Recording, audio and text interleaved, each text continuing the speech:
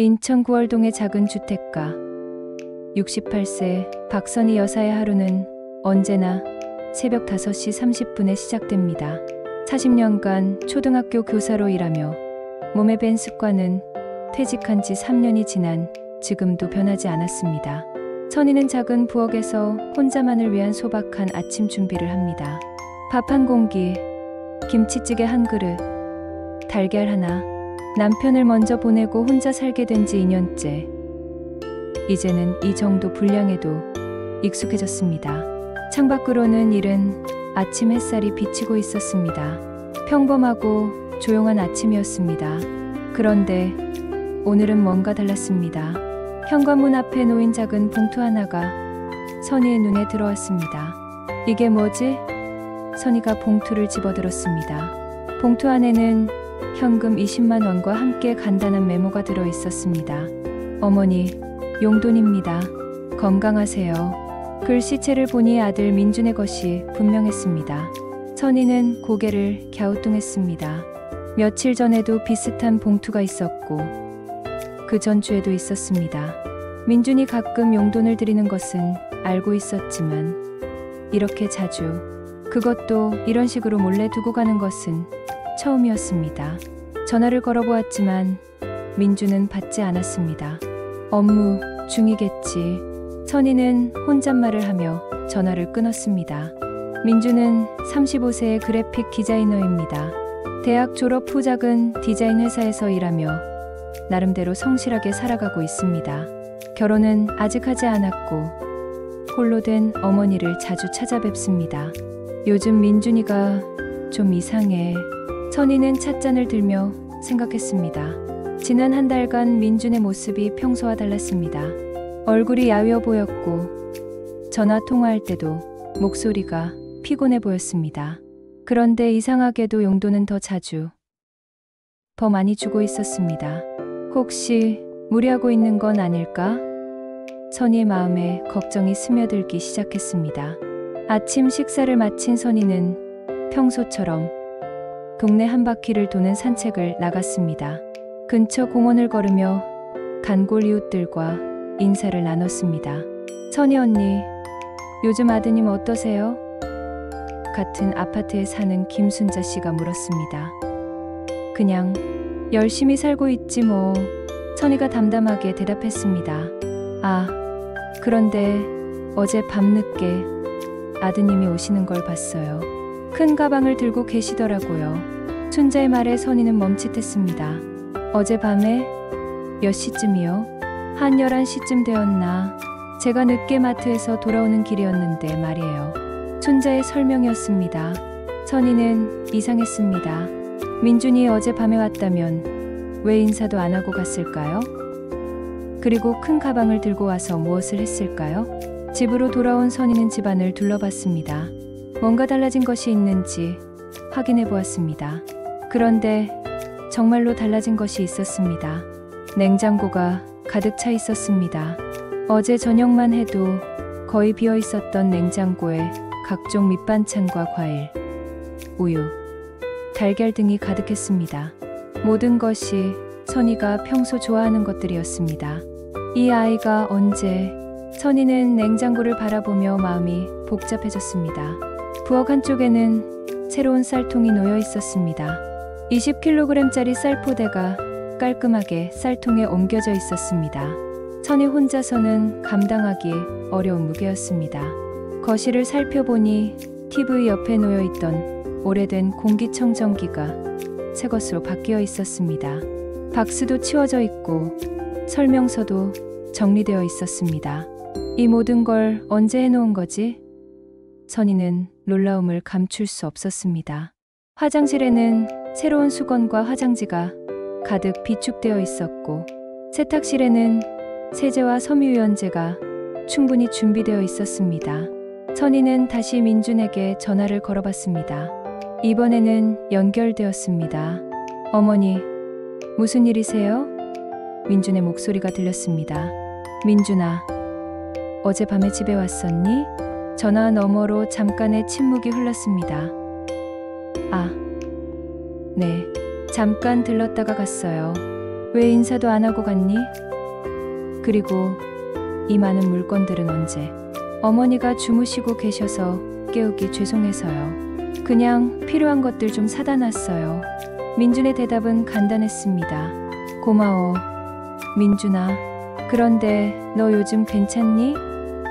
얼굴이 좀 안 좋아 보이던데. 네, 괜찮아요. 그냥 일이 좀 바빠서 그래요. 어머니만 건강하시면 돼요. 통화를 끝낸 후 선희는 마음 한구석에 불안감을 느꼈습니다. 아들의 과도한 관심과 배려가 오히려 걱정스러웠습니다. 혹시 이 아이가 무슨 일을 당한 건 아닐까? 아니면 몸이 아픈 건 아닐까? 선희는 혼자 중얼거렸습니다. 그날부터 선희는 아들의 행동을 조금 더 주의 깊게 살펴보기로 했습니다. 뭔가 숨기고 있는 것이 분명했기 때문입니다. 창밖으로 해가 높이 떠오르고 있었습니다. 평범했던 아침이 이제 다르게 느껴졌습니다. 아들의 비밀이 무엇인지, 그리고 왜 이렇게 조심스럽게 행동하는지 궁금해졌습니다. 이것이 선희가 아들의 놀라운 비밀을 알게 되는 시작이었습니다. 그날 오후 선희는 평소처럼 동네 마트에 장을 보러 갔습니다. 계산을 하려고 지갑을 꺼내는데 계산원이 말했습니다. 어머니, 이미 결제되셨어요. 네? 뭘 결제했다고요? 선희가 당황했습니다. 아드님이 미리 오셔서 어머니 계산서는 본인이 결제하겠다고 하시던데요. 한 달치 미리 내놓고 가셨어요. 계산원의 설명이었습니다. 선희는 더욱 당황했습니다. 민준이 언제 여기에 와서 그런 일을 했을까요? 언제 오셨는지 혹시 아세요? 아, 일주일 전쯤이었나. 새벽에 오셨어요. 저희가 24시간 운영하거든요. 계산원이 친절하게 설명해 주었습니다. 집으로 돌아가는 길에 선희는 더욱 의아해졌습니다. 민준이 새벽에 마트에 가서 미리 계산까지 해놓다니. 저녁에 민준에게 전화를 걸어서 물어봤습니다. 민준아, 마트에서 미리 계산해 놓은 거 있지? 아, 그거요? 그냥 어머니가 편하시라고 해놓은 거예요. 고맙긴 한데 왜 미리 말을 안 해주니? 나도 당황하잖아. 죄송해요, 어머니. 다음엔 미리 말씀드릴게요. 민준의 대답은 여전히 간단했지만 목소리에서 피로감이 느껴졌습니다. 이틀 후 선희는 또 다른 이상한 일을 경험했습니다. 동네 한의원에서 정기 검진을 받으려고 갔는데 원장 선생님이 말했습니다. 어머님, 아드님이 1년치 진료비를 미리 내놓고 가셨어요. 그리고 특별히 건강관리를 부탁하시더라고요. 1년치를요? 선희는 깜짝 놀랐습니다. 네, 정기검진부터 처방까지 모든 걸 포함해서 말이에요. 정말 효자시네요. 원장의 칭찬이었습니다. 선희는 진료를 받으면서도 계속 생각에 잠겼습니다. 민준이 도대체 언제부터 이런 일들을 해왔을까요? 그 주말 선희는 민준을 집으로 초대했습니다. 오랜만에 함께 저녁을 먹으면서 이야기를 나누고 싶었습니다. 민준이 집에 왔을 때 선희는 깜짝 놀랐습니다. 아들의 모습이 한 달 전과 확연히 달라져 있었습니다. 얼굴이 야위었고 손에는 굳은 살이 박여 있었습니다. 민준아, 너 많이 말랐구나. 선희가 걱정스럽게 말했습니다. 아니에요. 그냥 다이어트하고 있어요. 민준이 웃으며 대답했지만 그 웃음이 어색해 보였습니다. 저녁 식사를 하면서 선희는 아들을 자세히 관찰했습니다. 민준은 평소보다 말이 적었고 자주 시계를 확인했습니다. 요즘 일이 많이 바쁘니? 선희가 물었습니다. 네, 좀 그래요. 프로젝트가 여러 개 겹쳐서. 그래도 몸 관리는 해야지. 너무 무리하지 마라. 네, 알겠어요. 민준의 대답은 늘 짧고 간단했습니다. 식사를 마치고 민준이 설거지를 하는 동안 선희는 아들의 손을 유심히 봤습니다. 그래픽 디자이너라면 컴퓨터 작업을 주로 할 텐데 왜 손에 이런 굳은 살이 있을까요? 민준아, 손의 상처는 어떻게 난 거야? 민준이 순간 당황하는 기색을 보였습니다. 아, 이거요? 그냥 집에서 DIY 작업하다가 그랬어요. 하지만 선희의 눈에는 그것이 단순한 DIY 작업으로 생긴 상처가 아니어 보였습니다. 저녁 8시가 되자 민준이 갑자기 일어났습니다. 어머니, 저 이제 가봐야 할 것 같아요. 벌써? 좀 더 있다 가지? 죄송해요. 내일 아침 일찍 약속이 있어서요. 민준은 서둘러 가방을 챙기며 집을 나갔습니다. 그런데 선희는 창문으로 아들의 뒷모습을 보며 이상한 점을 발견했습니다. 민준이 집 앞에서 택시를 타지 않고 걸어가고 있었습니다. 그것도 집 방향이 아닌 다른 방향으로 말입니다. 평소라면 지하철역으로 가거나 택시를 탔을 텐데 선희는 궁금증을 참을 수 없었습니다. 조심스럽게 현관문을 열고 아들의 뒤를 따라갔습니다. 민준은 동네를 벗어나 큰 길로 향했습니다. 그리고 한 편의점 앞에서 멈춰 섰습니다. 편의점 직원과 무언가 이야기를 나누더니 가게 뒤쪽으로 사라졌습니다. 선희는 멀리서 지켜보았습니다. 30분 후 민준이 다시 나타났습니다. 이번에는 배달 오토바이 헬멧을 쓰고 있었습니다. 저 아이가 배달을 하고 있는 거야? 선희는 믿을 수 없었습니다. 민준은 오토바이에 올라타더니 어둠 속으로 사라졌습니다. 선희는 한참 동안 그 자리에 서서 아들이 사라진 방향을 바라봤습니다. 집으로 돌아가는 길에 선희의 마음은 복잡했습니다. 그래픽 디자이너인 아들이 왜 밤에 배달 일을 하고 있을까요? 그리고 왜 그것을 숨기고 있을까요? 그날 밤 선희는 잠을 이루지 못했습니다. 아들에 대한 걱정과 궁금증이 머릿속을 맴돌았습니다. 새벽 2시쯤 창밖에서 오토바이 소리가 들렸습니다. 선희는 조심스럽게 커튼을 열어봤습니다. 민준이 헬멧을 벗고 집 앞에 서 있었습니다. 아들의 얼굴은 피곤해 지쳐 있었지만 무언가를 현관문 앞에 놓고 있었습니다. 또 다른 봉투였습니다. 민준은 잠깐 집을 바라보더니 조용히 사라졌습니다. 선희는 가슴이 먹먹했습니다. 아침이 되어 선희가 문을 열어보니 예상대로 봉투가 하나 놓여 있었습니다. 이번에는 30만 원과 함께 어머니 건강검진비라는 메모가 들어 있었습니다. 선희는 그 봉투를 들고 한참을 서 있었습니다. 아들이 무엇을 위해 이렇게 힘들게 일하고 있는지, 그리고 왜 이 모든 것을 숨기고 있는지 알고 싶었습니다. 그 후 일주일간 선희는 아들의 행동을 조심스럽게 관찰했습니다.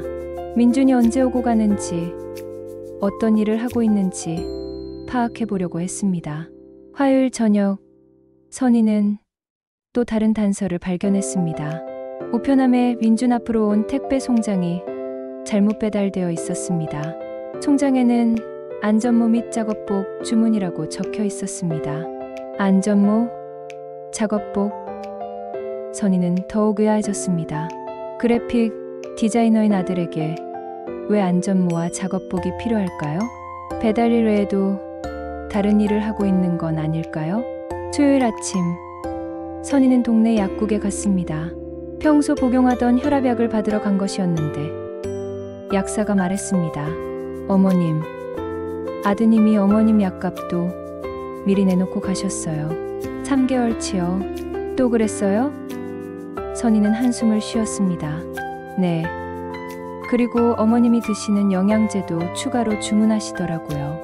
정말 좋은 아드님이세요. 약국에서 나오는 길에 선희는 이웃 할머니 한 분을 만났습니다. 선희야, 요즘 내 아들 참 고생한다더라. 네? 뭔 소리예요? 아, 모르고 있었구나. 우리 막내딸이 그러는데 새벽에 공사장에서 일하는 사람 중에 내 아들이 있다더라. 그래픽 디자인 일도 하면서 말이야. 선희는 충격을 받았습니다. 공사장에서요? 그래. 새벽 4시부터 8시까지 일하고 그 다음에 원래 회사로 간다더라. 정말 대단한 아이야. 집으로 돌아온 선희는 혼란스러웠습니다. 배달일에 공사장 일까지? 민준이 도대체 몇 개의 일을 하고 있는 걸까요? 목요일 밤, 선희는 결심했습니다. 직접 확인해 보기로 한 것입니다. 새벽 3시 30분에 일어나 조용히 집을 나섰습니다. 동네에서 조금 떨어진 건설 현장에 도착했을 때 선희는 자신의 눈을 의심했습니다. 정말로 민준이 있었습니다.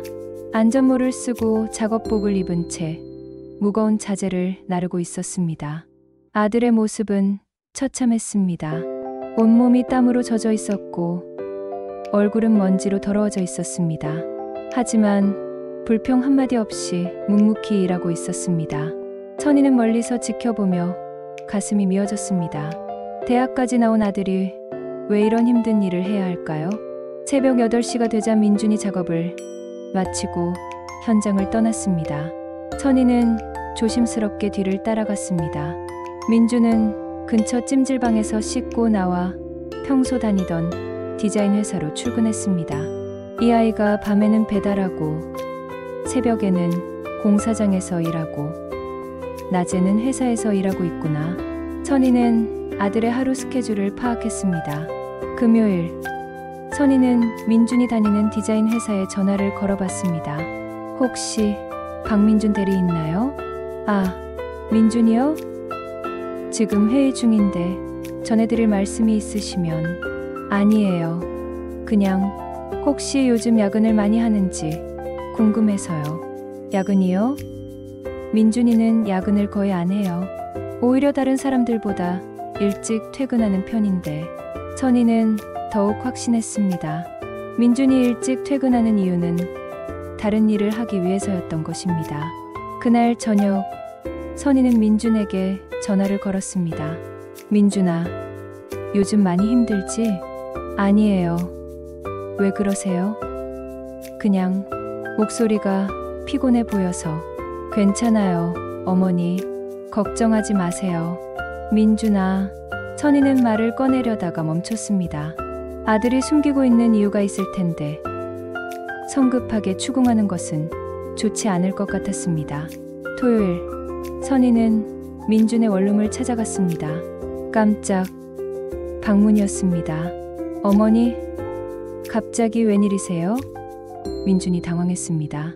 그냥 아들 얼굴 보고 싶어서 왔지. 방 안으로 들어간 선희는 또 다른 증거들을 발견했습니다. 한쪽 구석에는 배달용 가방이 있었고 다른 쪽에는 더러워진 작업복이 있었습니다. 책상 위에는 여러 아르바이트 사이트가 켜져 있었고 달력에는 빼곡하게 일정이 적혀 있었습니다. 새벽 4시 공사장, 저녁 6시 배달, 주말 창고 정리 등등. 민준아, 이게 다 뭐야? 선희가 조심스럽게 물었습니다. 민준은 순간 당황했지만 이내 체념한 듯한 표정을 지었습니다. 어머니가 다 아시는군요. 내가 뭘 안다는 거니? 제가 부업을 하고 있다는 거요. 부업? 이렇게 많이? 민준은 잠시 말을 잇지 못했습니다. 그리고 깊은 한숨을 쉬며 말했습니다. 어머니, 앉으세요. 말씀드릴 게 있어요. 선희는 가슴이 두근거렸습니다. 드디어 아들의 비밀을 알게 될 것 같았습니다. 사실은 민준이 입을 열기 시작했습니다. 하지만 그때 민준의 휴대폰이 울렸습니다. 급한 배달 주문이었습니다. 어머니, 죄송해요. 먼저 일을 마치고 와서 자세히 말씀드릴게요. 민준은 서둘러 배달 준비를 했습니다. 선희는 아들의 분주한 모습을 바라보며 마음이 복잡했습니다. 민준아, 너무 무리하지 마라. 네, 걱정하지 마세요. 곧 돌아올게요. 민준이 나간 후 선희는 혼자 방에 남겨졌습니다. 아들의 생활을 더 자세히 살펴볼 기회였습니다. 책상 서랍에서 선희는 놀라운 것을 발견했습니다.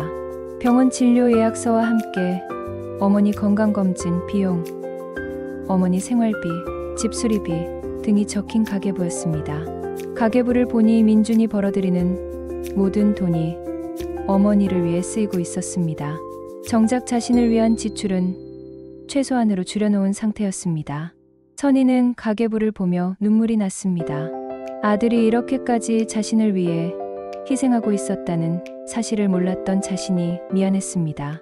일요일 아침, 선희는 민준이 돌아오기를 기다리며 그의 방에서 더 많은 것들을 발견했습니다. 침대 옆 서랍에는 각종 의료진단서와 검사 결과지가 있었습니다. 그런데 그것들은 모두 선희의 이름으로 되어 있었습니다. 이게 뭐지? 선희가 서류들을 자세히 보니 자신도 모르는 검사들이 예약되어 있었습니다. 심장검사, 암검진, 치매 검사 등 모두 비용이 많이 드는 정밀 검사들이었습니다.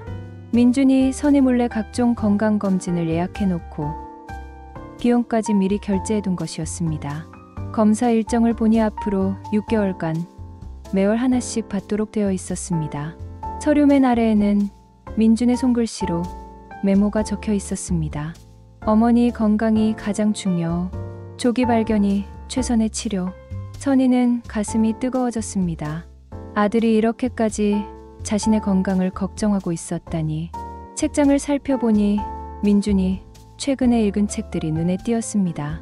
노부모 건강관리법, 치매 예방과 관리, 혼자 사는 노인 돌보기 등 모두 어르신 건강에 관한 전문 서적들이었습니다. 책들에는 형광펜으로 밑줄이 그어져 있었고 중요한 부분마다 포스트잇이 붙어 있었습니다. 민준이 얼마나 열심히 공부했는지 알 수 있었습니다. 컴퓨터를 켜보니 인터넷 검색 기록도 확인할 수 있었습니다. 68세 여성 건강관리, 혼자 사는 노인 안전사고 예방, 효율적인 용돈관리법 등이 가득했습니다. 가장 최근 검색 기록을 보니 중년 자식의 부모 부양 방법이라는 항목이 있었습니다. 선희가 클릭해보니 각종 커뮤니티 글들이 저장되어 있었습니다. 그 중 하나는 부모님이 자존심 상해하지 않게 도움드리는 방법이라는 제목의 글이었습니다. 댓글들을 보니 민준이 고민남 35라는 닉네임으로 질문을 올렸던 것 같았습니다. 어머니가 혼자 사시는데 도움을 드리고 싶어도 자존심 상해하실까봐 조심스럽습니다. 어떻게 하면 자연스럽게 도움을 드릴 수 있을까요? 댓글들에는 여러 조언이 있었습니다. 몰래 도움을 드리세요. 직접적인 현금보다는 필요한 물건들을 미리 사두세요. 건강검진 등은 미리 예약해 두시고 나중에 알려드리세요. 등등. 선희는 댓글들을 읽으며 깨달았습니다. 민준이 자신에게 해왔던 모든 행동들이 이런 조언을 따른 것이었구나. 다른 글도 있었습니다. 어머니가 경제적 부담 느끼지 않게 하려면? 이라는 제목이었습니다. 민준의 고민글이었습니다. 어머니 혼자 계시는데 생활비가 부족한 것 같습니다. 그런데 직접적으로 돈을 드리면 자존심 상해하실 것 같고 어떻게 해야 할까요? 댓글들에는 마트 계산을 미리 해두세요. 공과금을 자동이체로 설정해드리세요. 몰래 용돈을 놓고 가세요. 등의 조언이 있었습니다. 선희는 눈물이 났습니다. 아들이 이렇게까지 자신을 생각해주고 있었다니. 그때 현관문 열리는 소리가 들렸습니다. 민준이 돌아온 것이었습니다. 어머니, 아직 계셨어요? 민준이 피곤한 얼굴로 들어왔습니다. 민준아, 선희는 아들을 바라보며 말을 잇지 못했습니다. 어머니, 왜 그러세요? 우세요. 민준아, 이 모든 걸 왜 혼자서? 민준은 어머니가 자신의 비밀을 다 알아버린 것을 깨달았습니다. 더 이상 숨길 수 없다는 것도 알았습니다. 어머니, 앉으세요. 제대로 말씀드릴게요. 선희는 소파에 앉았고 민준도 마주 앉았습니다. 언제부터였니? 아버지 돌아가시고 나서부터요. 민준이 솔직하게 대답했습니다. 그게 벌써 2년 전인데, 네. 그때부터 어머니가 혼자 계시는 게 너무 걱정돼서 시작했어요. 민준은 천천히 이야기하기 시작했습니다.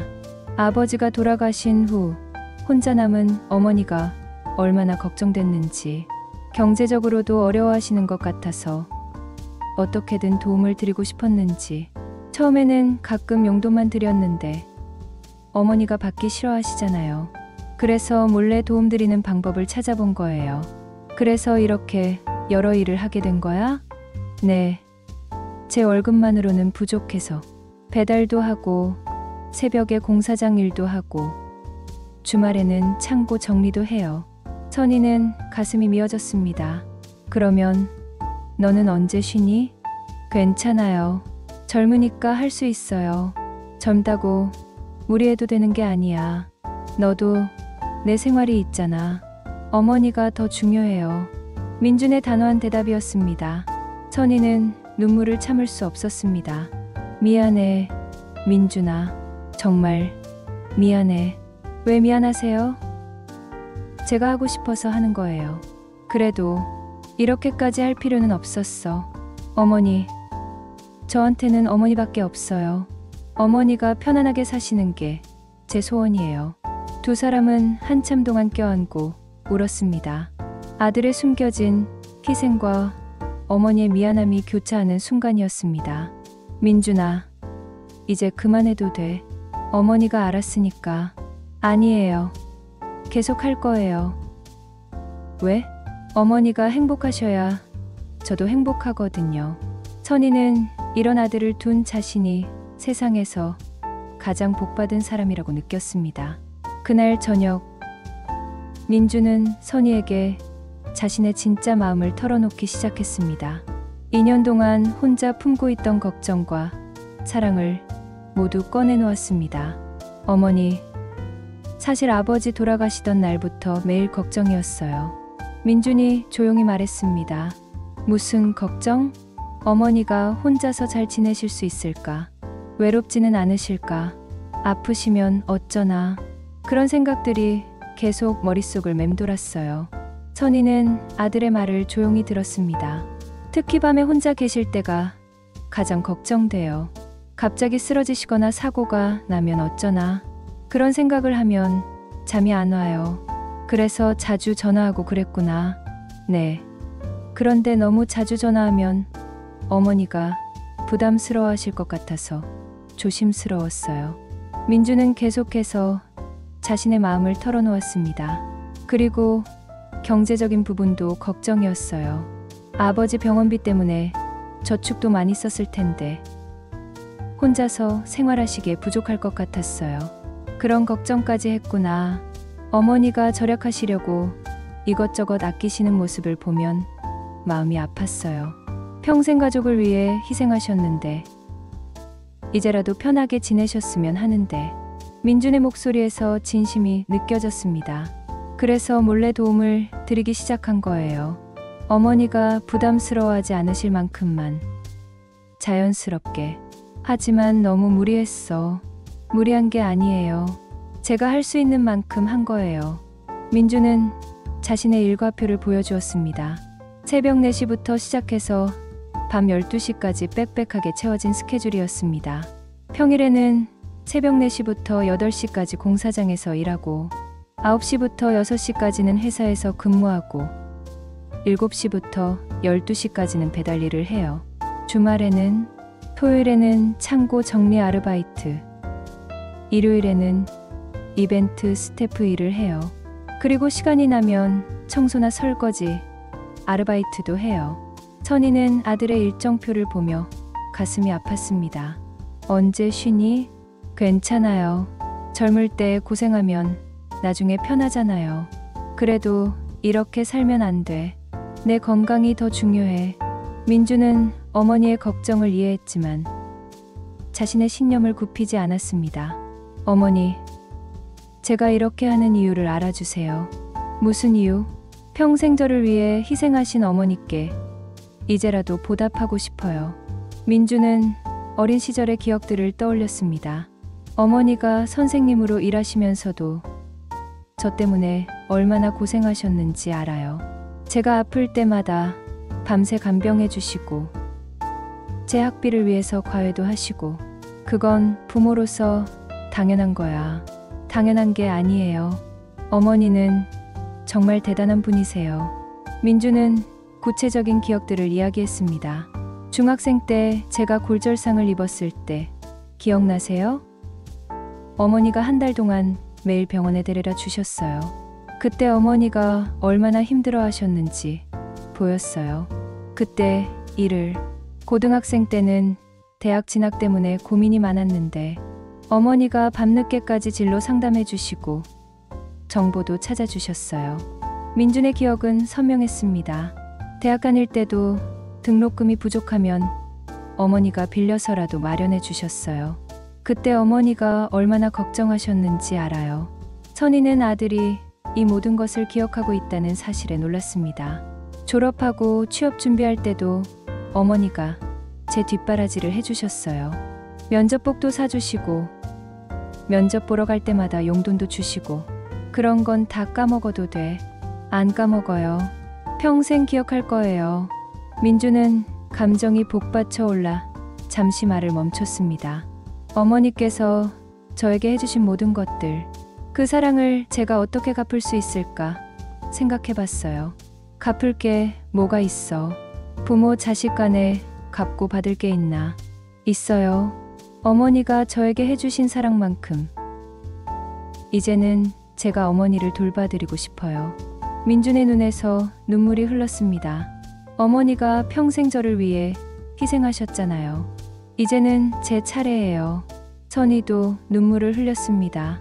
이런 마음을 가진 아들을 둔 자신이 고마웠습니다. 그래서 힘들어도 괜찮아요. 어머니가 편안하게 지내시는 모습을 보면 저도 행복해요. 민준아, 어머니, 제가 이렇게 하는 걸 말리지 마세요. 이게 제가 어머니께 할 수 있는 최선이에요. 민준은 또 다른 이야기도 들려주었습니다.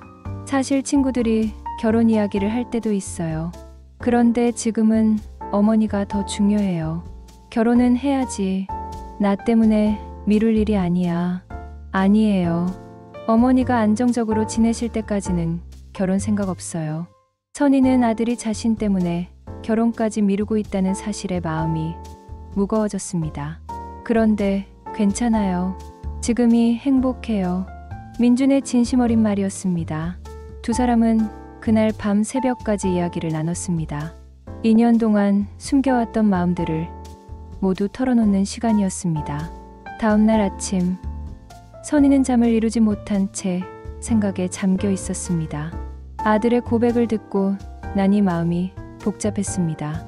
고마운 마음과 미안한 마음, 그리고 걱정이 뒤섞여 있었습니다. 민주는 새벽 일을 나가며 말했습니다. 어머니, 걱정하지 마세요. 저는 정말 괜찮아요. 하지만 선희의 걱정은 더욱 커졌습니다. 아들이 자신을 위해 이렇게 무리하고 있다는 사실이 부담스러웠습니다. 오전에 선희는 민준이 다니는 디자인 회사 근처에 갔습니다. 아들의 실제 생활을 확인해 보고 싶었습니다. 점심시간이 되자 민준이 회사에서 나왔습니다. 하지만 다른 직장 동료들처럼 식당에 가지 않고 편의점에서 삼각김밥 하나를 사서 공원에서 먹고 있었습니다. 선희는 멀리서 지켜보며 가슴이 아팠습니다. 아들이 식비까지 아껴가며 자신을 위해 돈을 모으고 있었던 것입니다. 오후에 선희는 동네 이웃들을 만나며 민준에 대한 이야기를 들어봤습니다. 선희야, 내 아들 정말 효자다. 새벽마다 너한테 우유 갖다 주는 거 봤어. 옆집 할머니가 말했습니다. 우유를요? 응. 매일 새벽 5시쯤에 우유팩 들고 와서 내 집 앞에 놓고 가더라. 어떻게 그렇게 정성스럽게 할 수 있니? 선희는 놀랐습니다. 냉장고에 있던 신선한 우유가 민준이 매일 갖다 준 것이었구나. 그리고 너 집 앞 가로등도 내 아들이 관리사무소에 말해서 새 걸로 바꾼 거 알지? 다른 이웃이 덧붙였습니다. 가로등도요? 응. 밤에 어머니가 나오실 때 위험하다고 해서 더 밝은 걸로 바꿔달라고 했다더라. 집으로 돌아온 선희는 집 주변을 다시 살펴봤습니다. 정말로 여기저기 민준의 손길이 닿은 곳들이 많았습니다.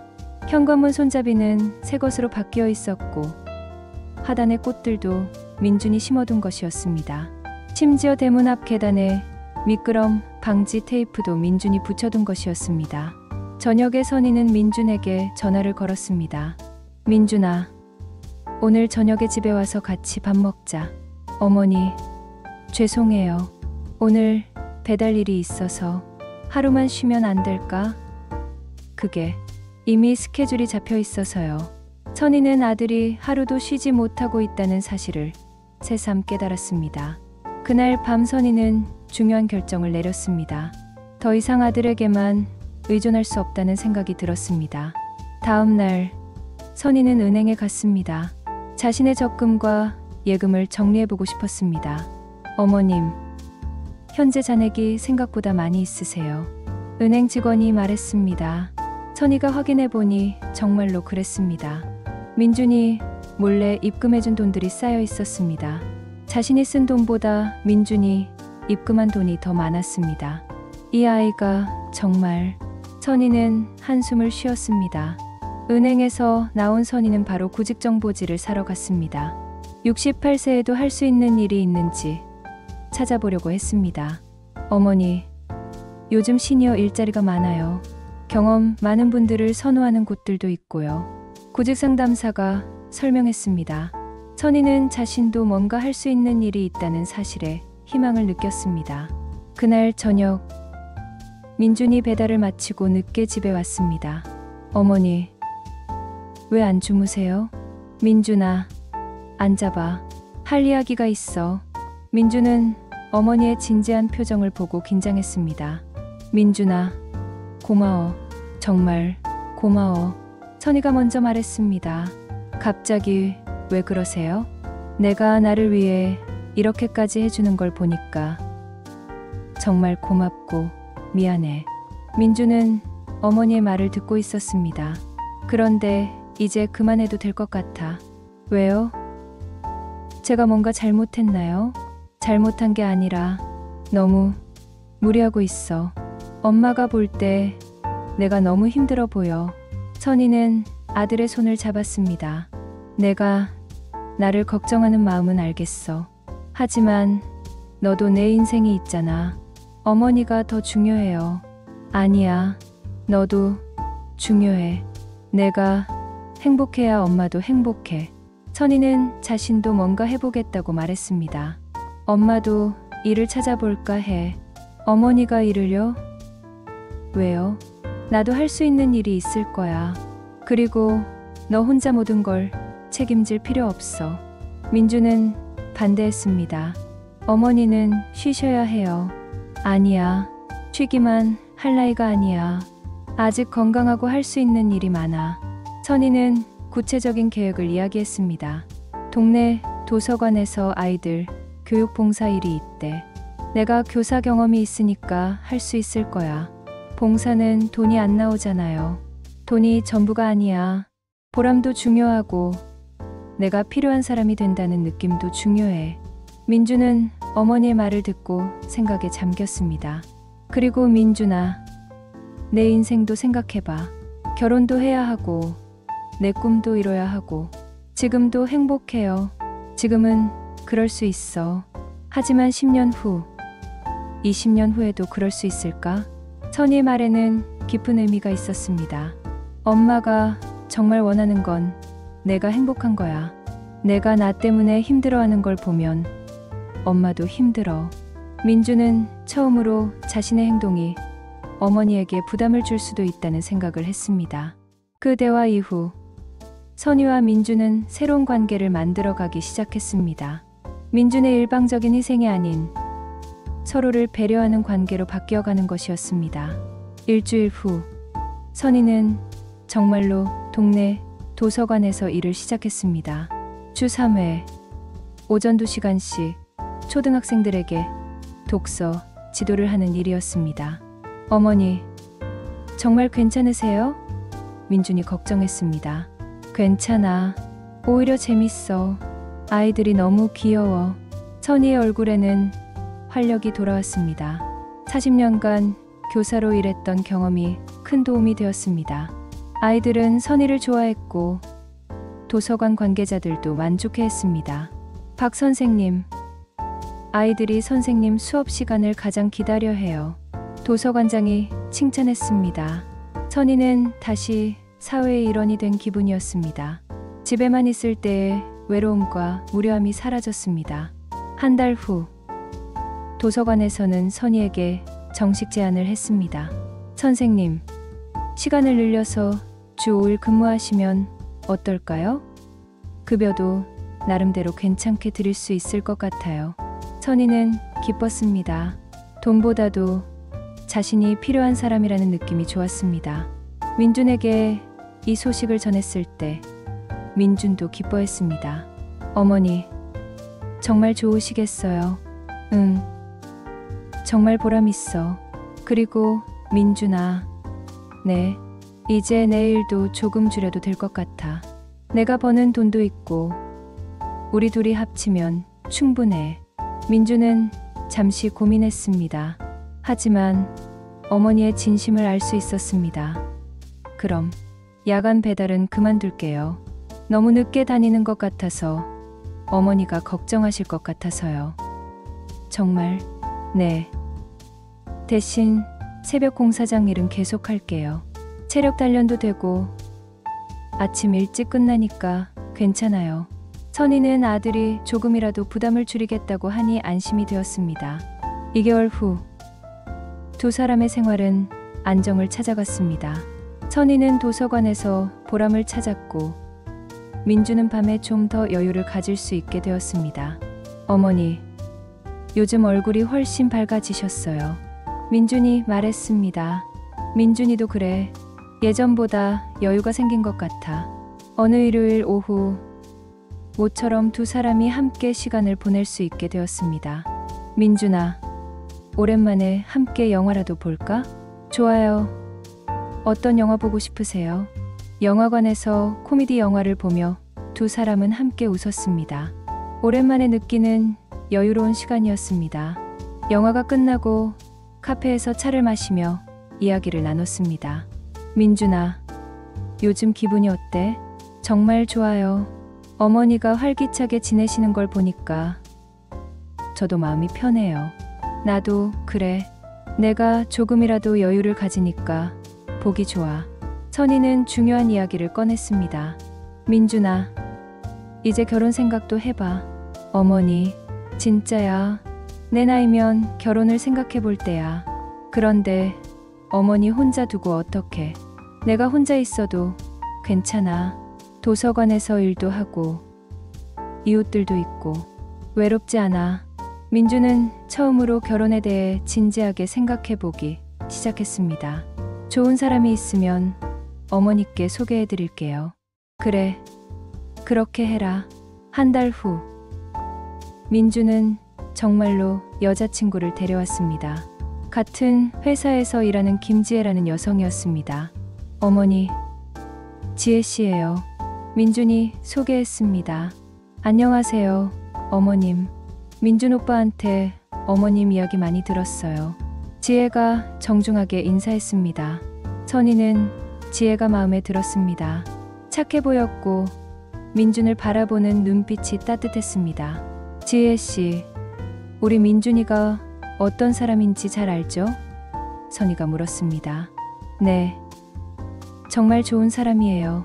특히 어머님을 사랑하는 마음이 깊어서 존경해요. 지혜의 대답이었습니다. 선희는 안심했습니다.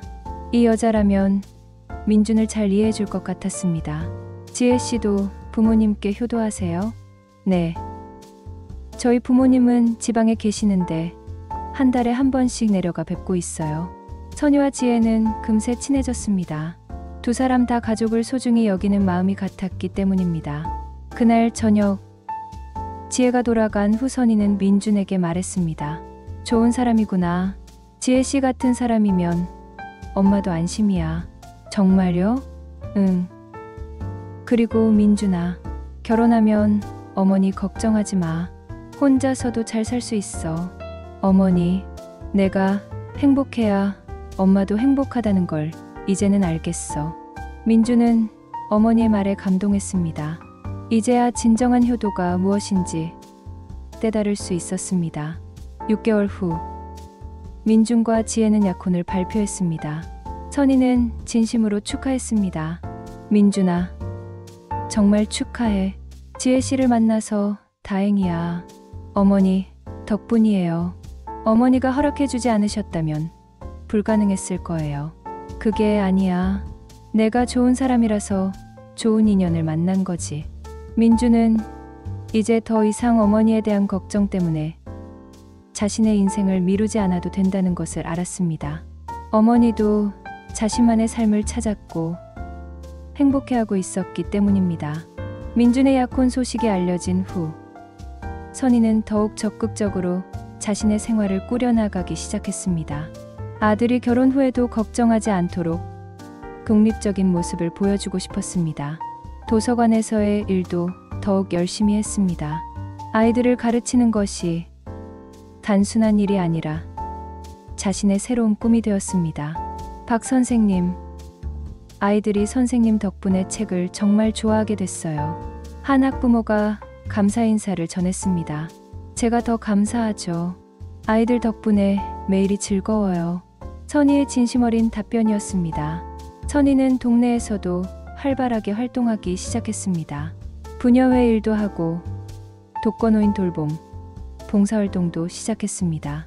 선희야, 요즘 정말 바쁘게 지내는구나. 이웃이 말했습니다. 그러게, 이렇게 할 일이 많은 줄 몰랐어. 선희는 활기찬 모습이었습니다. 민주는 어머니의 변화된 모습을 보며 뿌듯해했습니다. 더 이상 자신 때문에 집에만 계시지 않아도 된다는 안도감이 있었습니다. 어느 날 민준과 지혜가 함께 선희를 찾아왔습니다. 결혼 준비에 대한 이야기를 나누기 위해서였습니다. 어머님, 저희 결혼식은 소박하게 하려고 해요. 지혜가 말했습니다. 왜? 결혼식은 평생에 한 번뿐인데 저희 둘 다 화려한 걸 좋아하지 않아서요. 그리고 그 돈으로 차라리 신혼집을 마련하고 싶어요. 선희는 두 사람의 현실적인 생각이 마음에 들었습니다. 그래, 좋은 생각이야. 결혼식보다는 앞으로의 생활이 더 중요하지. 민준이 조심스럽게 물었습니다. 어머니, 저희가 결혼하면 어머니 혼자 계시게 되는데. 괜찮아. 나 혼자서도 잘 살 수 있어. 그래도 걱정돼요. 걱정할 것 없어. 요즘 할 일이 너무 많아서 시간이 부족할 정도야. 선희는 자신의 일과를 자세히 설명해 주었습니다. 월, 수, 금은 도서관에서 일하고, 화, 목은 독거노인 돌봄 봉사를 해. 토요일은 부녀회 모임이 있고, 일요일에는 교회 봉사활동을 해. 이렇게 바쁘게 지내시는 줄 몰랐어요. 지혜가 놀랐습니다. 그리고 요즘에는 컴퓨터도 배우고 있어. 스마트폰으로 화상통화하는 것도 배웠고. 민주는 어머니가 이렇게 적극적으로 변해가는 모습이 신기했습니다. 어머니, 정말 대단하세요. 나이 들어서도 배울 게 많더라. 그동안 너만 생각하느라 내 자신을 돌보지 못했는데 이제야 나를 위한 시간을 가질 수 있게 됐어. 지혜가 질문했습니다. 어머님, 외롭지는 않으세요? 전혀. 오히려 너무 바빠서 문제야. 선희가 웃으며 대답했습니다. 그리고 이웃들과도 친해졌어. 같이 등산도 가고 영화도 보고 정말 재밌어. 민주는 어머니의 이런 모습을 보며 안도했습니다. 이제는 자신의 결혼을 걱정 없이 준비할 수 있을 것 같았습니다. 3개월 후 민준과 지혜의 결혼식이 열렸습니다. 조촐하지만 따뜻한 분위기의 결혼식이었습니다. 선희는 아들의 결혼식에서 축사를 했습니다. 민준아, 지혜야, 축하해. 민준이는 정말 착한 아이야. 나를 위해 많은 것을 희생해줬지. 하지만 이제는 지혜를 더 사랑하고 잘 돌봐줘. 하객들은 선희의 축사에 감동했습니다. 그리고 지혜야, 우리 민준이 잘 부탁해. 너무 착해서 가끔 무리하는 경우가 있으니까 잘 말려줘. 지혜가 대답했습니다. 네, 어머님, 잘 돌보겠어요. 그리고 두 사람 모두에게 당부하고 싶은 말이 있어. 서로만 사랑하지 말고 주변 사람들도 도우며 살아가렴. 그게 진짜 행복한 삶이야. 결혼식 후 신혼부부는 제주도로 신혼여행을 떠났습니다. 선희는 집에서 혼자 지내게 되었지만 외롭지 않았습니다. 오히려 아들이 행복하게 결혼한 것을 보니 마음이 편안했습니다. 신혼여행에서 돌아온 민준이 어머니를 찾아왔습니다. 어머니, 혼자 계시느라 외롭지 않으셨어요? 전혀. 오히려 너무 바빠서 시간이 빨리 갔어. 정말요? 응. 그리고 민준아, 고마워. 뭐가요? 내가 그동안 나를 위해 해준 모든 것들 정말 고마워. 덕분에 나도 새로운 삶을 시작할 수 있게 됐어. 민준은 어머니의 말에 울컥했습니다. 어머니, 진짜 효도는 부모를 위해 자신을 희생하는 게 아니라 부모와 자식이 모두 행복한 삶을 사는 거더라. 네, 이제 알겠어요. 그리고 이제는 지혜를 더 사랑해. 나는 이제 나만의 행복을 찾을 수 있어. 선희의 말에는 깊은 지혜가 담겨 있었습니다. 그날 이후 민주는 더 이상 어머니에 대한 죄책감 없이 자신의 삶을 살아갈 수 있게 되었습니다. 어머니도 자신만의 행복을 찾았다는 것을 확인했기 때문입니다. 6개월 후 지혜가 임신 소식을 전했습니다. 선희는 할머니가 될 준비를 시작했습니다. 어머님, 아이가 태어나면 도움을 부탁드려야겠어요. 지혜가 말했습니다. 물론이지. 내가 할 수 있는 모든 도움을 주겠어. 선희는 새로운 역할에 대한 기대감으로 가득했습니다. 이제는 희생이 아닌 기쁨으로 가족을 도울 수 있게 되었습니다. 1년 후 민준과 지혜 사이에 아들이 태어났습니다. 선희에게는 첫 손자였습니다. 아이의 이름은 민준이 할아버지의 이름을 따서 준호라고 지었습니다. 어머님, 할머니가 되신 것을 축하드려요. 지혜가 병원에서 말했습니다. 고마워. 지혜야, 정말 예쁜 아이구나. 선희는 갓난아기 준호를 안고 눈물을 흘렸습니다. 민준도 감격했습니다. 어머니, 저도 이제 아버지가 됐어요. 그래, 이제 내가 아버지 역할을 해야지. 준호를 잘 키워라. 선희는 손자를 돌보면서도 자신의 생활 패턴을 유지했습니다. 도서관 일도 계속했고 봉사활동도 이어갔습니다. 어머님, 너무 무리하지 마세요. 지혜가 걱정했습니다. 괜찮아. 오히려 더 활기가 생겼어. 손자 때문에 더 건강해야겠다는 생각이 들어. 선희는 정말로 건강해 보였습니다. 할 일이 많고 보람이 있으니 몸도 마음도 젊어진 것 같았습니다. 민준도 이제는 어머니를 과도하게 걱정하지 않았습니다. 어머니가 스스로 잘 지내고 계신다는 것을 알았기 때문입니다. 어머니, 요즘 정말 행복해 보이세요. 민준이 말했습니다. 그럼 손자도 생겼고 너도 좋은 사람 만나서 잘 살고 있고 이보다 더 좋을 수가 없어. 어느 일요일 온 가족이 모여서 식사를 했습니다. 선희, 민준, 지혜, 그리고 아기 준호까지 4명이 한자리에 앉았습니다. 어머님, 요즘 도서관에서 인기가 많으시다면서요? 지혜가 물었습니다. 그래, 아이들이 할머니라고 부르면서 잘 따라줘. 정말 보람있어. 어머니가 아이들 가르치시는 모습 보면 정말 좋아 보여요. 민준이 덧붙였습니다. 평생 교사였으니까 아이들과 있으면 편해. 그리고 우리 준호도 크면 할머니가 많은 걸 가르쳐 줄 수 있을 거야. 선희는 손자를 바라보며 미소를 지었습니다. 식사 후 선희는 민준과 단둘이 이야기할 시간을 가졌습니다. 민준아, 요즘 어때? 아버지가 되니까 기분이 어때? 신기해요. 이제 제가 준호를 책임져야 한다는 생각을 하니까 마음가짐이 달라지는 것 같아요. 그래, 그게 부모의 마음이야. 선희는 중요한 이야기를 꺼냈습니다. 민준아, 그동안 너를 키우면서 많은 실수도 했을 거야. 미안해. 무슨 말씀이세요? 어머니는 최선을 다해서 저를 키워주셨어요. 그래도 가끔은 내가 너무 의존적이었던 것 같아. 내가 나를 걱정하게 만든 것도 그렇고. 민주는 어머니의 말을 듣고 있었습니다. 하지만 이제는 알겠어. 진짜 부모 역할은 자식이 독립적으로 살 수 있게 도와주는 거라는 걸. 어머니, 너도 준호를 키울 때 그렇게 해줘. 너무 의존하게 만들지 말고 스스로 살아갈 수 있는 힘을 길러줘. 민주는 어머니의 조언에 깊이 공감했습니다. 네, 명심하겠어요. 그리고 준호한테도 할머니에 대한 걱정은 시키지 마.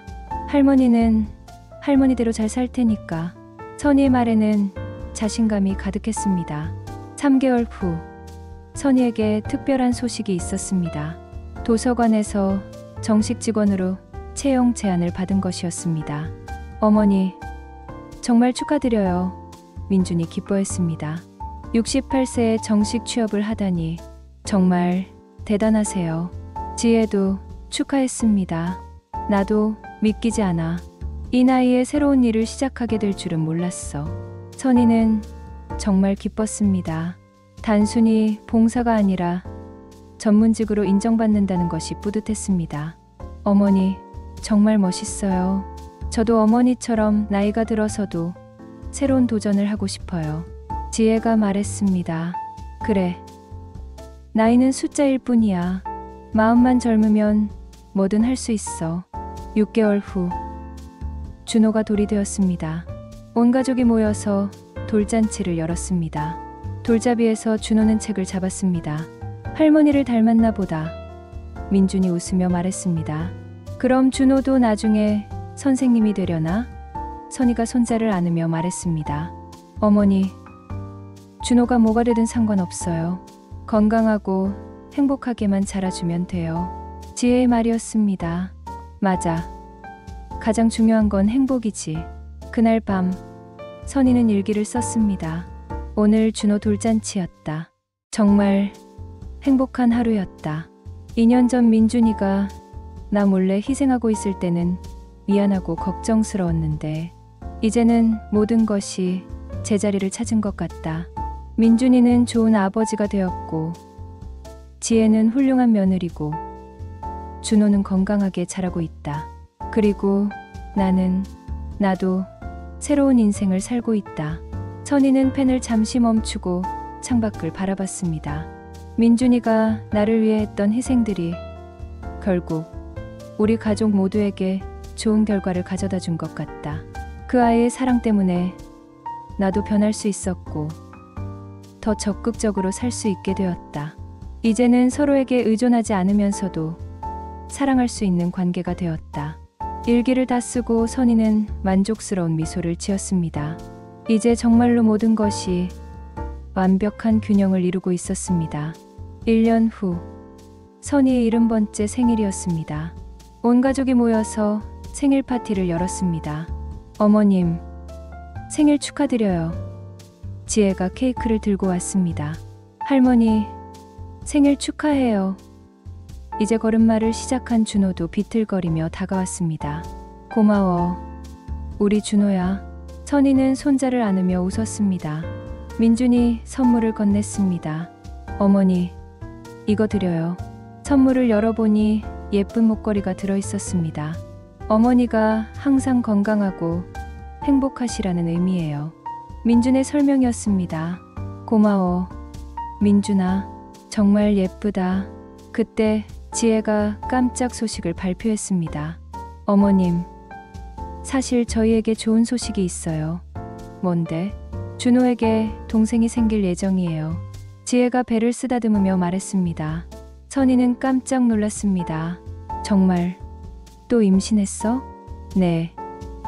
이번에는 딸일 것 같다고 의사 선생님이 말씀하셨어요. 와, 손녀까지. 선희는 너무 기뻤습니다. 민준도 뿌듯해했습니다. 어머니, 할머니 노릇 더 바빠지실 것 같아요. 바빠도 좋아. 이런 기쁜 바쁨이면 얼마든지 감당할 수 있어. 그날 저녁 가족들이 모두 돌아간 후 선희는 혼자 앉아 생각에 잠겼습니다. 70세가 된 자신의 인생을 되돌아보니 정말 많은 변화가 있었습니다. 2년 전만 해도 아들 걱정에 밤잠을 설치던 자신이 이제는 손자와 손녀를 기다리는 할머니가 되어 있었습니다. 그리고 무엇보다 자신만의 일과 보람을 찾은 것이 가장 큰 변화였습니다. 정말 인생은 끝까지 살아봐야 아는 거구나. 선희는 혼잣말했습니다. 휴대폰에 민준에게서 문자가 왔습니다. 어머니, 오늘 정말 감사했어요. 어머니가 행복해하시는 모습을 보니 저도 정말 기뻐요. 사랑해요. 선희는 답장을 보냈습니다. 나도 사랑해. 내가 좋은 아버지가 되어가는 모습을 보니 정말 자랑스러워. 우리 모두 행복하자. 그날 밤 선희는 가장 편안한 잠을 잤습니다. 걱정도 없고 미안함도 없고 오직 감사함과 기대감만 가득한 마음으로 잠들었습니다. 6개월 후 지혜가 딸을 낳았습니다. 준이라는 이름을 가진 예쁜 손녀였습니다.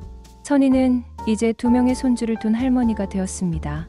어머님, 손녀 어때요? 예쁘죠? 지혜가 물었습니다. 정말 예뻐. 우리 준이야. 할머니가 많이 사랑해 줄게. 선희는 갓난아기를 조심스럽게 안았습니다. 민주는 이제 2 아이의 아버지가 되어 더욱 책임감을 느끼고 있었습니다. 어머니, 이제 정말 바쁘시겠어요. 손주가 2이나 되니까. 바쁘긴 하지만 행복한 바쁨이야. 그리고 나 혼자 다 돌보는 게 아니라 너희와 함께 돌보는 거니까 괜찮아. 선희는 정말로 균형 잡힌 할머니가 되었습니다. 손주들을 사랑하면서도 자신의 일과 생활을 포기하지 않았습니다. 평일에는 도서관에서 일하고 주말에는 손주들과 시간을 보냈습니다. 민준과 지혜도 이런 어머니의 모습을 존중했습니다. 어머님, 무리하지 마세요. 저희가 할 수 있는 건 저희가 할게요. 지혜가 배려했습니다. 고마워. 지혜야. 그래도 할머니 역할은 정말 즐거워. 1년 후 선희의 이야기가 지역신문에 소개되었습니다. 68세에 새로운 인생을 시작한 각선희 씨라는 제목의 기사였습니다. 기사에는 선희가 도서관에서 아이들을 가르치는 모습, 봉사활동하는 모습, 그리고 손주들과 함께하는 모습이 담겨 있었습니다.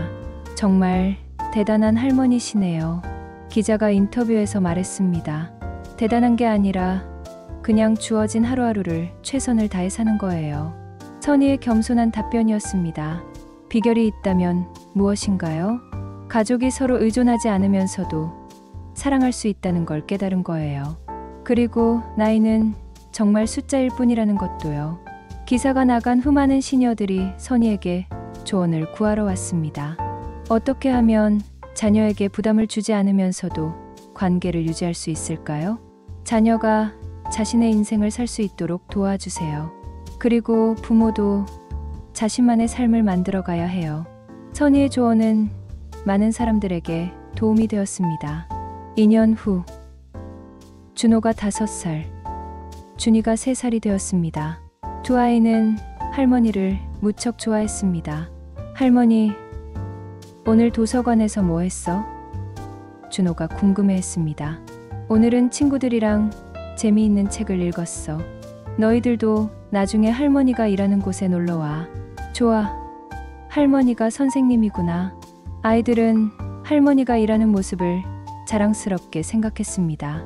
민준과 지혜도 이제는 완전히 독립적인 가정을 꾸리고 있었습니다. 어머니에 대한 걱정 없이 자신들의 삶을 살아가고 있었습니다. 여보, 우리 어머님 정말 대단한 것 같아. 지혜가 민준에게 말했습니다. 그러게, 처음에는 걱정했는데 이제 보니 어머니가 저보다 더 바쁘게 사시는 것 같아요. 그리고 아이들한테도 좋은 본보기가 되시는 것 같아. 나이 들어서도 꿈을 가지고 살 수 있다는 걸 보여주시잖아. 어느 일요일 온 가족이 모여 식사를 하던 중 준호가 말했습니다. 할머니, 나도 커서 할머니처럼 많은 사람들을 도와주고 싶어. 정말. 어떻게 도와주고 싶은데? 할머니처럼 책도 읽어주고 아픈 사람들도 도와주고. 선희는 손자의 말에 가슴이 뭉클했습니다. 자신의 생활 방식이 손주들에게도 좋은 영향을 주고 있다는 것을 느꼈습니다. 그래, 우리 준호가 그런 사람이 되었으면 좋겠어. 현재 72세가 된 선희는 여전히 활기차게 살고 있습니다. 도서관에서의 일도 계속하고 있고 손주들과의 시간도 즐기고 있습니다. 민주는 이제 더 이상 어머니를 위해 무리한 희생을 하지 않습니다. 대신 서로를 존중하고 사랑하는 건강한 관계를 유지하고 있습니다. 지난 주말 선희는 민준과 단둘이 차를 마시며 이야기를 나눴습니다. 민준아, 요즘 어때? 행복해? 네, 정말 행복해요. 지혜도 있고 아이들도 있고 어머니도 건강하시고 다행이야. 그때 내가 나를 위해 그렇게 희생했을 때는 정말 미안했는데 지금 보니 그 일이 우리 가족 모두에게 좋은 결과를 가져다 준 것 같아. 어떡해요? 내가 나를 걱정해준 덕분에 나도 더 적극적으로 살게 됐고 나 혼자서도 잘 살 수 있다는 자신감을 얻었어. 민주는 어머니의 말에 고개를 끄덕였습니다. 그리고 너도 진정한 효도가 무엇인지 깨달았잖아. 네. 어머니가 독립적으로 행복하게 사시는 것이 진짜 효도라는 걸 알았어요. 맞아. 서로에게 의존하지 않으면서도 사랑할 수 있는 관계. 그게 진짜 가족 사랑이야. 그날 저녁 선희는 다시 일기를 썼습니다. 오늘 민준이와 좋은 이야기를 나눴다. 3년 전 그 아이가 나 몰래 희생하고 있다는 걸 알았을 때는 정말 충격이었다. 미안하고 고맙고 걱정스러웠다. 하지만 그 일이 우리 가족에게는 전환점이 되었다. 이제 우리는 서로를 더 깊이 이해하고 더 건강하게 사랑할 수 있게 되었다. 선희는 펜을 잠시 멈추고 미소를 지었습니다. 민준이의 그 숨겨진 사랑이 우리 가족 전체를 더 강하게 만들어 주었다. 이제 우리는 각자의 삶을 살면서도 서로를 사랑할 수 있는 진정한 가족이 되었다. 이제 이 이야기를 듣고 계신 여러분에게 묻고 싶습니다. 당신의 가족에게도 이런 숨겨진 사랑이 있지 않나요? 서로를 위해 조용히 희생하고 있는 마음들이 있지 않나요? 박선희와 민준의 이야기가 말해줍니다. 진정한 가족 사랑은 일방적인 희생이 아닙니다. 서로를 이해하고 존중하며 각자의 행복을 추구하면서도 함께할 수 있는 관계입니다. 가족이기 때문에 무조건 희생해야 한다는 생각보다는 가족이기 때문에 서로의 행복을 진심으로 바라는 마음이 더 중요합니다. 나이가 들었다고 해서 자녀에게만 의존할 필요도 없고 자녀라고 해서 부모를 위해 자신의 인생을 포기할 필요도 없습니다. 선희 씨의 새로운 도전처럼 언제라도 새로운 시작을 할 수 있습니다. 민준이의 건강한 효도처럼 부모와 자녀 모두가 행복할 수 있는 방법을 찾을 수 있습니다. 오늘 이 이야기를 들은 후 여러분도 가족과 더 깊은 대화를 나누어 보시기 바랍니다. 서로의 진짜 마음을 이해하고 더 건강한 사랑의 방법을 찾아보시기 바랍니다. 박선희 씨와 민준이의 이야기는 여전히 계속되고 있습니다. 그리고 여러분의 가족 이야기도 더 아름답게 써져갈 수 있습니다. 가족의 사랑은 숨겨져 있을 때 더 깊고 이해받을 때 더 빛이 납니다.